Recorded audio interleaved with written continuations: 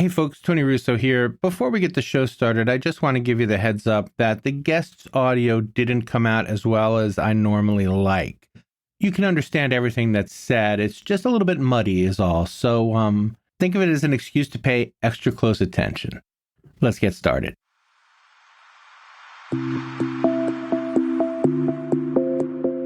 Hi, I'm Tony Russo and this is Funeral Service Insider from Kates-Boylston. Each episode features conversations about emerging trends and news that affect the death care industry. We talk to people who understand the delicate balance of change in a profession and a vocation steeped in tradition. This week we're speaking with Derek Maher. He's a partner at columbarium and consulting, and the reason I chose to reach out to him was he did a column in American Cemetery about using columbarium to use space better in cemeteries. But what really kind of caught my eye about the story were two things that we'll get into in the show. The first was how just as funeral directors have to start to really think in terms of final disposition rather than cremation or burial, cemeterians are doing the same thing. And they're having their own struggles when it comes to making that transition. And the other thing that I got a kick out of was his revelation that, the Catholic Church has become one of the biggest buyers of columbaria, which is cool because people still think sometimes that Catholics don't get cremated. And, the Catholic Church did fight for a long time to keep people from getting cremated. But they found out the way the rest of us are finding out that when people have something in mind for their final disposition, it's easier to help them be better at it than it is to try to just keep them from doing it. So that was a really great part of the conversation, and Derek knows so much stuff. It was a great talk. Remember, please, to stay on afterwards for the post-mortem. We got some cool stories in that, and that's all I have for now. So we will see you on the other side. Here is Derek Maher. You'd written an article recently in American Cemetery and Cremation where you talked about several things that I just wanted to unpack a little bit. And one of the things that caught my attention at first was you have a person who works with you who you've kind of brought over to start to think about what to do as far as memorialization after their death, even though maybe they're not personally invested. You found a way to show them why people should be invested. Yeah, well, it is a neighbor of mine who has helped me on job sites over the years. He's a typical older gentleman who usually when you talk about death, all he'll say is, put me in the pine box and burn me and throw me down the toilet. But, so over the years when we're on job sites and he starts to see what people are looking for, right. He overhears conversation when they're looking at a spot for that final interment. And the families tend to think of what the deceased is looking at rather than themselves. And he kind of found that as a bit comical, but it opened the door for me to discuss a little bit more with him why people think that way and then the value that they see in it. And I wouldn't say he's changed, but he's more open to the conversation, and definitely when he thinks of his other loved one, a little more open to having a bit of memorialization, maybe a bit of a service, rather than the typical just scatter me to the wind. Well, one of the things that I've spoken about before and is now kind of really become a topic as we get farther from the height of the pandemic, let's say, is that before the pandemic, people said, I don't want anything. And then during the pandemic, they saw what nothing looked like. And now they might be a little bit more open to having something rather than nothing. I think that's a great point, Tony. I mean, because people really never knew what nothing was, so right. And they thought it was easier. But you're right. I mean, during the pandemic, I mean, I can speak personally to that. I lost a sibling during the pandemic, not to COVID, but it was still during the pandemic, and was unable to attend a service. And we did it over Zoom, but that certainly wasn't the same. And then, even for those people who think of nothing, want nothing, a memorial service, just the ability for people to get together and discuss and remember and tell some stories, they were deprived of that. Yeah, it may have been a little bit of an eye-opener for some. And one of the things that really you brought out in your article so well, but I'd like to, and kind of go over it a little bit here, is the idea of options. Like your friend isn't someone you're not going to convince. People who don't want anything, quote unquote, they're not missing one fact. It's not like you can say, okay, well, here's a fact that will convince you, but being prepared to show them all the options and the possibilities is a way forward, because they don't always know, and you might be able to catch their imagination. Exactly. And we for sure know that people nowadays want more options, even in things that they know they want, let alone things that they think they don't want. It all comes down to that main point of communication. Talking to people may just be a brief conversation. It may be something that, as with the fellow we were mentioning earlier, that takes years. It just becomes something that should be normal to talk about. And that's kind of where I come from when I write those things in the articles, is to have people discuss things and be open to discussing them. In that way, they learn the options. But in turn, from the funeral profession, we also learn maybe what options people are looking for that we didn't think of before.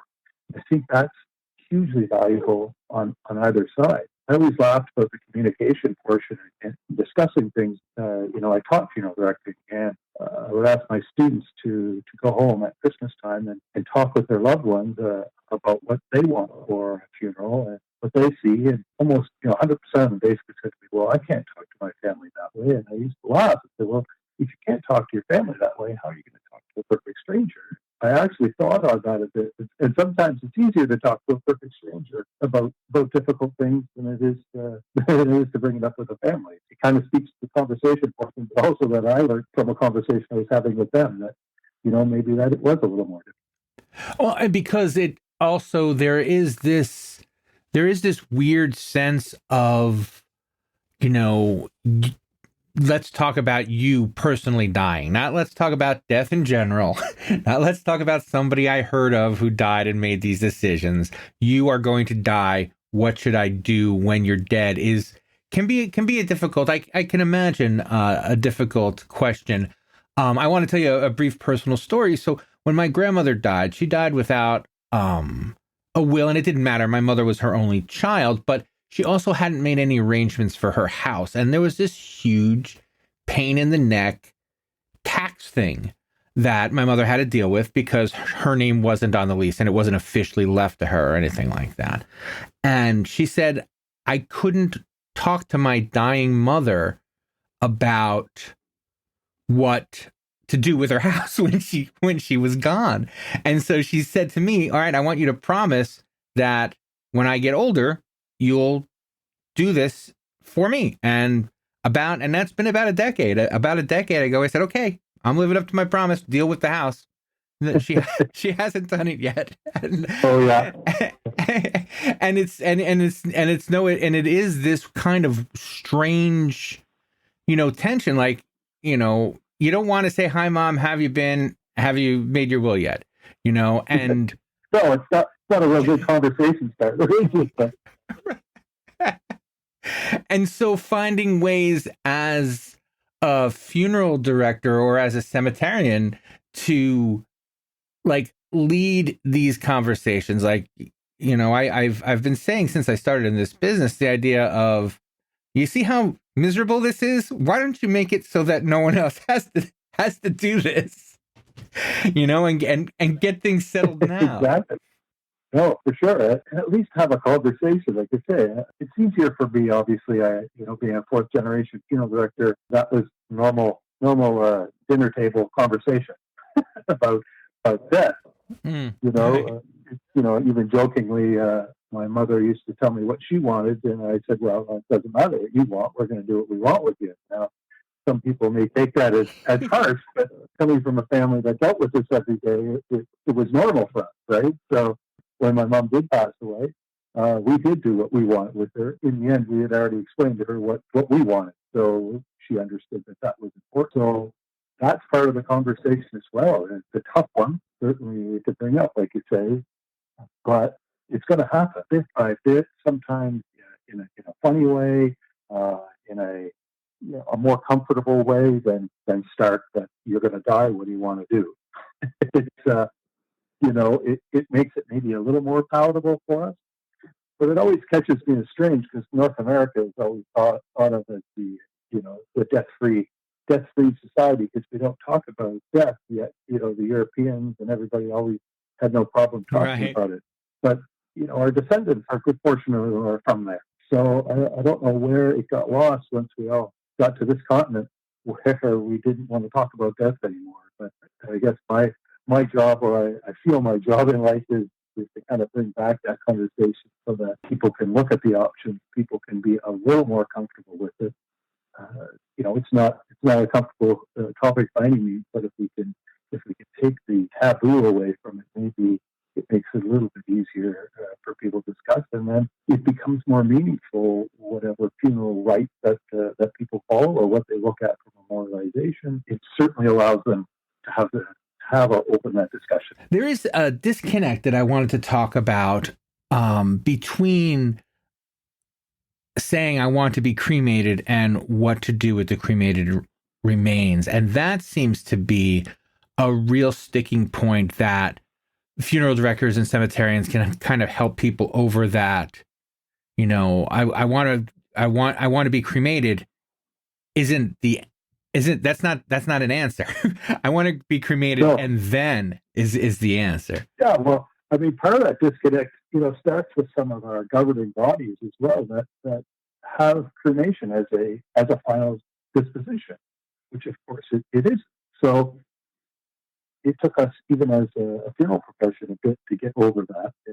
I mean, I can remember, when I was young in a funeral home when I was apprenticing, and you knew a family was coming in just to have cremation. That's how you viewed it. It was just cremation, and that was it. That was done.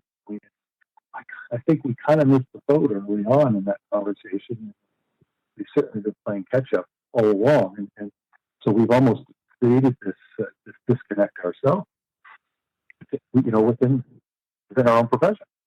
And is there a way that you can see to move past that? Is there a way that funeral directors can answer the question of cremation with and then what, rather than, okay, come back in 2 weeks and I'll have a plastic box for you?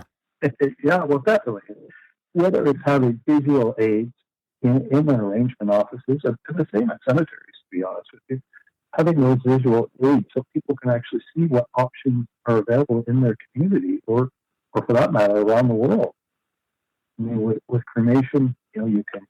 There's the standard that it could be put into an urn, buried in the ground, or whether you're made into a piece of art, which could be done now with cremated remains, or made into diamonds, or all of these other different options that there, or scattered. And all we need to do is really listen to what people want. But we have to start that conversation and then listen.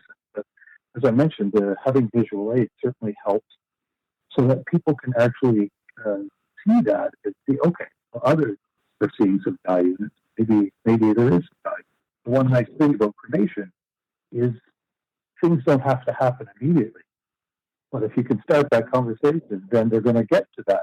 Maybe they'll get to that decision that matters to them, that boy, they see the value in it as they move forward, rather than, okay, yeah, like you say, 2 weeks later, come back, here's a plastic box with your loved one's cremated remains in it, and just take it home.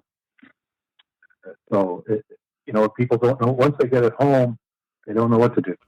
And then they're stuck for a longer time than they would have if they had decided when they decided on cremation. And I think that's exactly the thing that families don't understand until it's too late. Well, that's entirely. And that needs to be maybe a pamphlet that they take home as well to see what the options are, so that they can discuss it and decide amongst themselves without being with the funeral director or the cemeterian. They're staring at them. But yeah, we miss the opportunity when we don't discuss it or we bring it up. right away. And it's a real disservice to those families. They don't know what to do. And as with most things in life, that's human. When we don't know what to do, we don't do anything a lot of times. So, so you end up with them. I can remember, running cemeteries and having, it's happened several times, not exactly the same, but several times where people would show up at the cemetery and say, we just bought a house and we found these cremated remains. What do we do? And, it wasn't a relative of theirs. They didn't know who they were. Some were cleaning out a garage, found some in a microwave one time. So obviously those people were the original people were never told what could be done, or they were never explained what the options that they could be looking at, and that they needed to have that final disposition so that they do get some closure, and it gives everyone, not just the family but the friends, place to go and remember that person. We're going to take a little break now and speak with Lucia Igani, our Director of Marketing, and she's going to talk to us about some of the upcoming events that we're not only having here, but going to. Welcome, Lucia. Thanks, Tony. So what do we got coming up? So this month on July 27th, Funeral Screen is hosting a webinar, and the title is How to Personalize Your Funeral Services Using Digital Technologies. It's hosted by Jeff McCauley, and he's going to talk about personalization and memorialization. Go to our website, and that's where you register for all of our webinars. We have all of our on-demand webinars, so if you've missed a webinar in the past, you can go there and you can review them. And also, Kates-Boylston is going on the road over the next couple of weeks. We'll be attending several of the conferences, right? You can find us at NFD and MA in Atlanta, Georgia. So I'll actually be at that one. I'll be handing out headphones if we have any left. I'm very excited. I've never been to this one before. I've been to Atlanta before. The following week, we'll be exhibiting at Cana in Washington, D.C., and that's August 9th through the 11th. Also, we're just finishing up the magazine for July, and there are a couple stories I wanted to point out. One, I think, Lucia, you've already read as well, is on Succession. You're watching the movie Succession, the television show? I have watched it all along, and I was really excited to see that Stan did this article on Succession. And the director from the Frank E. Campbell funeral home is actually heavily featured in the show. And they also used him as a consultant. And in this month's issue of American Cemetery and Cremation, we have a great story about the Chapel Mausoleum of the Resurrection at Gate of Heaven Cemetery in East Hanover, New Jersey. That dovetails really nicely with this week's episode. And of course, you can get access to everything on Kates-Boylston.com. If you're not already a subscriber of our publications, you can go to our website and you can preview some articles there to start. And that's all I think we have. How about you? That's all for you happy? Yeah. All right, Lucia, we'll check in with you again next month. Yes, sounds good. And you mentioned earlier visual aids, and something that I'm discovering more and more now. Once you start looking around, you can't. It's like when you buy a car, you can't unsee it. People using their columbariums and even their mausoleums as very public ways of reminding people that these are an option, having them, easily visible from the street, or having them when they put them up, having them, near the office or someplace where people are more likely to see them and to be reminded that this is an option for them. There are people that are sort of at the forefront, and there are a lot of cemeteries or churches or funeral homes that do promote things very well. But then there's the ones that you're going to run in where they just plunk the columbarium in the back corner of the cemetery, and then they wonder why it doesn't sell, and they just say, well, it doesn't work in this area. I can be honest with you, I fly out of Spokane, Washington a fair bit, and I drive through Idaho, and there's one cemetery that has two of these rectangle columbariums just plunked there. They're very visible, which is great, but there's no plan around, and they just become these two monuments. Not always just about the visibility, it's about having a plan, and it then becomes a place that is beautiful, that people feel a little more serene. Right, there's this idea of you're going to come back and sit here, even if you just come back on birthday, Christmas, holidays, this is some place where you're going to be spending time, and make it look like a place where you'd want to spend time instead of a place that's, well, it looks like a lot of sun. That looks like a lot of standing out in the heat to go and visit there.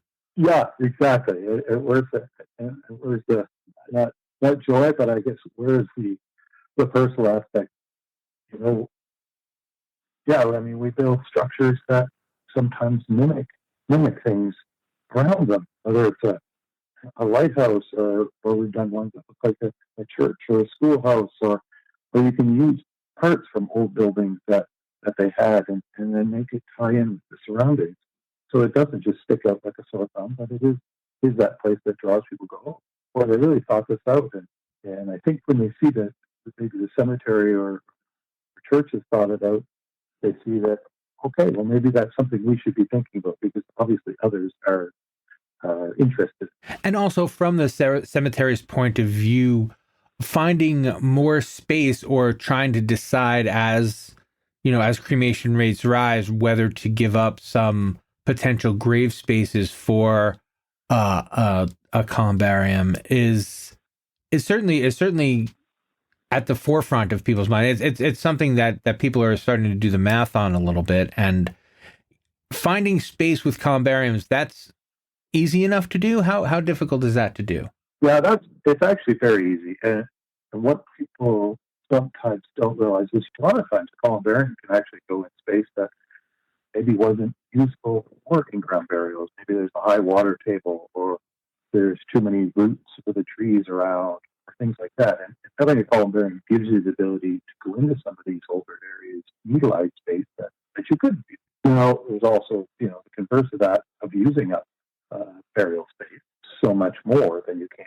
It also makes it easier in those types of climates where they get some snow and things. We say, in a 3-grave lot, you could fit columbarium that can hold over 150 urns. It becomes fairly easy sales.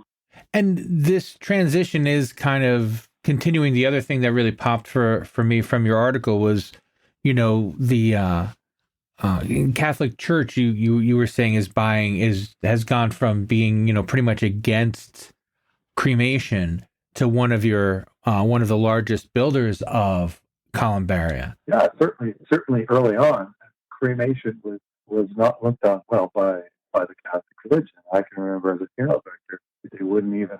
There were some churches wouldn't do a service with an urn. Some would require you to actually bring the urn inside a casket so that they could have it. And this is, obviously the Catholic religion has been okay with cremation since the 60s, but people never really knew it. And then every once in a while, it seems every decade or so, the Pope comes out and says something again about it. And we certainly, on the business side of it, see an influx. We see it, and we just kind of take that in stride. But they have certainly jumped on board with it, because that's what their parishioners are looking for. And they see the value in it. And some of the most beautiful work that we've done certainly have been at Catholic cemeteries, because they want something that is beautiful and sometimes ornate, but they want it to draw the people there. And they really kind of grasp it and understand what their parish they're looking for. Excellent. And that is all I have for you, unless you have something else for me. Is there something I should have asked and didn't, or is something you thought you get the opportunity to say, but I didn't give it to you? Oh, I guess it was the only thing, and I guess it sums up most of what I say almost all the time, is begin that conversation. No matter how small that first step is, it can certainly help. And from our standpoint on this side of the business profession, whatever we want to call it, we need to be open to discussing things with people and open-minded. And we've been our own worst enemies for so long that I think now we see that the negative effect. Now we're starting to be a little more open to it as we bring in the new generation of professionals in our industry who maybe weren't from families and are a little more open-minded, because they bring in that aspect that we never thought of. And I have to be open. I really do. I used to think that everything at a cemetery when I was doing that portion had to be rigid. And I learned fairly quickly that I missed the boat on that one. That we're there to provide a place for memorialization and for people to have that personal touch. So we need to be open in the whole profession line. It's such a great profession, and we help people so much, even if we don't know it some days, that I really think we just need to be open to embracing the change and embracing what comes next. Thanks once again to Derek Maher. For what it's worth, we recorded that twice. We just couldn't get a good phone connection, and he was a really good sport about it. Funeral Service Insider is a Kates-Boylston production. It was edited and recorded by me, Tony Russo. You can reach out to us with any feedback you like. You can call me at 732-746-0201, or you can record a voicemail and email it to me at arusso@kbpublications.com. Everything you need is on our website, Kates-Boylston.com. The links to everything we've discussed and everything we will discuss can be found in the show notes. Please consider subscribing if you haven't already. You can subscribe right where you're listening to, unless you're listening on the website, in which case, send the link to your phone, click on it on your phone, and you'll be able to click subscribe from there. We're on Apple, we're on Spotify, we're on Amazon, and pretty much any place you get podcasts. And now, let's take a look at the postmortem. Back in April, we being Kates-Boylston, hosted a technology think tank in Florida. There was a lot of really lively discussion about how technology was affecting funeral service and would affect funeral service into the future. There's so much I wanted to talk about that, but what's interesting this week was the section on AI obituaries.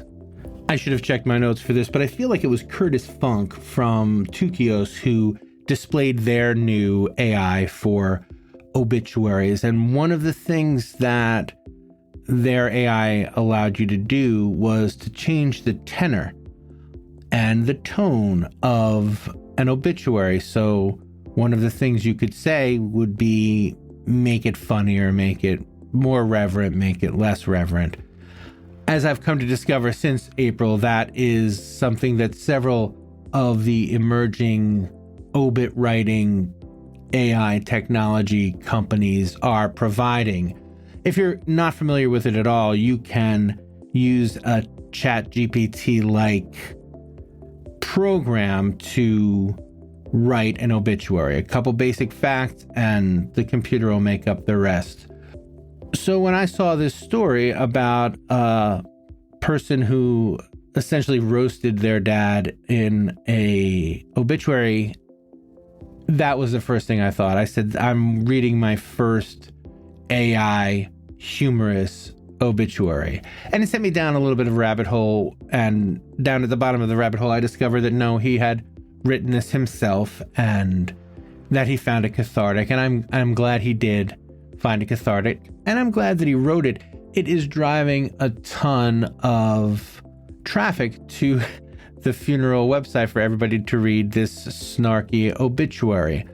Whether you think obituaries should be snarky or not is kind of secondary. I personally find myself falling into the less than snarky obituary, but I, had a good relationship with my dad, and I didn't want to make fun of him or the way he carried himself. Some of the zingers talked about his one of the things he left behind. This man's name was James Lovelace. One of the things he left behind was a Budweiser, the King of Rears pair of boxers. And, he knew, they didn't know if he was married, but they knew he had a lot of girlfriends. Lots of little digs at the father's lifestyle, for better or for worse. It was written by his second favorite son, Rocky. And I think it's important that he got the catharsis that he needed, but it really started to make me think about how AI is going to affect the obituary writing. And if family is writing the obituary using AI, it'll be interesting to see whether there is, this kind of race to see who can be the most irreverent. This is something I would absolutely love to get your take on. So as I mentioned, please reach out to me and let me know if you saw this obituary or if you want to talk about other obituaries you have seen or have been asked to write that were right on the bubble between disrespectful and funny. And I'd like to know how everybody else feels about that out there. And that is it for Funeral Service Insider, the podcast. We will see you next time.